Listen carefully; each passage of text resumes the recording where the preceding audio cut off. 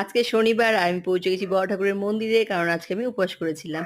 আর এখানেও সুন্দরভাবে পুজো হচ্ছে, তার সাথে সাথে সুন্দরভাবে ঢাক বাজছে। এই ঢাকার আওয়াজ সত্যি ভীষণ ভালো লাগে। তারপরে আমি পুজো করে বাড়ি চলে এলাম। এখানে দেখো রীতি এনে রেখেছে আমার জন্য ইডলি, সাম্বার আর চাটনি। তো যেটা আমার খেতে ভীষণ ভালো লাগে, উপবাসের পরে আমরা খাই, ভীষণ আমার ভালো লাগে। আর এই দুটো একটা জানি না এটা আইসক্রিম না কেক বুঝতে পারলাম না, খেতে ভীষণ টেস্টি। এটা বাবু খেয়েছিল, ওটা আমার জন্য রীতি এনেছিল, আমি হাফটা খেয়ে মানে হাফটা খেয়েছি। এখানে আমি চলে এলাম গোবিন্দভোগ চালের হচ্ছে ভাত বসাতে, কেন গোবিন্দভোগের চালের ভাত আর লঙ্কা, কাঁচা লঙ্কা দিয়ে আলু সিদ্ধ মাখা, ঘি দিয়ে দারুণ লাগে, তার সাথে থাকে আলুর চিপস। আর এখানে দেখো বাবা মেয়ে মিলে টেবিল পরিষ্কার করছে। এই টেবিলটার মানে অনেকদিন আগে রিতকে বলছি কাঁচটা খুলো, পরিষ্কার করবো, আমি কাঁচটা খুলতে পারি না। তো অনেকদিন পর বলতে বলতে আজকে রিতের সময় হয়েছে, তাই ও পুরো টেবিলের কাঁচটা খুলে মুছে নতুন একটা টেবিল কভার পরিয়ে দিল।